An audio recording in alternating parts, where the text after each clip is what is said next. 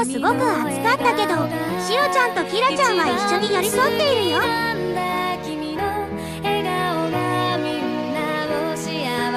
暑さとか関係なく一緒に昼寝してるから、すごく仲良しです。きっとキラちゃんはお兄ちゃんのシロちゃんが優しい子だから。